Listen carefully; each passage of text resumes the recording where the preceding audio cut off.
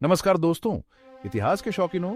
आज हम सब मिलकर टाइटैनिक जैसी समुद्री दुर्घटना की बर्फीली गहराइयों में गोता लगाने जा रहे हैं। लेकिन हम तो सिर्फ वो नहीं बताएंगे जो आप पहले से जानते हैं। नहीं, आज हम कुछ ऐसी अनसुनी बातें खोलेंगे जो आज भी इतिहासकारों को हैरान करती हैं। सबसे पहले चलिए जहाज के निर्माण के बारे में बात करते हैं। क्या आप जानते हैं कि कुछ एक्सपर्ट्स मानते हैं कि टाइटैनिक तो शुरू से ही बर्बाद होने वाला था। ऐसा कहा जाता है कि टाइटैनिक के हल में जो स्टील इस्तेमाल हुआ था वो बहुत भंगुर था, क्योंकि उसमें सल्फर की मात्रा ज्यादा थी।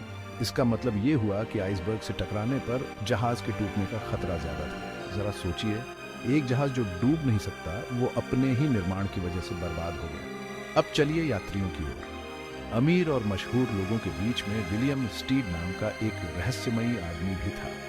वो एक जाने माने ब्रिटिश पत्रकार थे जिन्हें जहाजों के डूबने के बारे में लिखने का बहुत शौक था। स्टीड ने तो टाइटैनिक जैसी दुर्घटना से मिलती जुलती एक काल्पनिक कहानी भी सालों पहले लिखी थी। क्या ये महज एक अजीब इत्तेफाक था या फिर उन्हें पहले से ही कुछ अंदाजा हो गया था?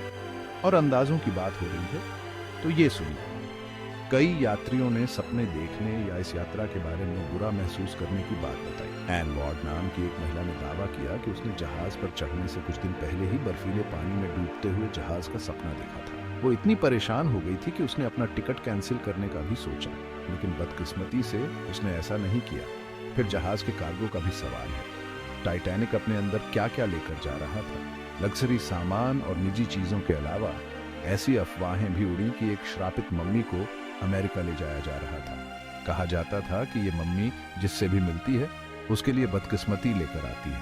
हालांकि ये तो किस्से कहानियों जैसा लगता है, लेकिन कहानी में रोमांच तो जरूर बढ़ाता है।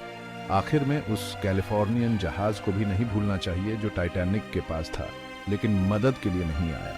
कैप्टन स्टेनली लॉर्ड ने दावा किया कि उसका जहाज जितना पहले बताया गया था उससे कहीं ज्यादा दूर था। तो क्या ये सिर्फ एक दुखद गलत फहमी थी या फिर कुछ और गड़बड़ थी? टाइटैनिक का डूबना घमंड, त्रासदी और रहस्य की कहानी है। एक सदी से भी ज्यादा समय बीत जाने के बाद भी हम इस पहेली के नए टुकड़े खोज रहे हैं। टाइटैनिक की गहराई में मेरे साथ आने के लिए शुक्रिया। अगर आपको ये वीडियो पसंद आया हो तो लाइक और सब्सक्राइब करना ना भूलें, और भी मजेदार ऐतिहासिक रहस्यों के लिए नोटिफिकेशन बेल भी दबा दें। अगली बार तक अतीत पर सवाल उठाते रहें।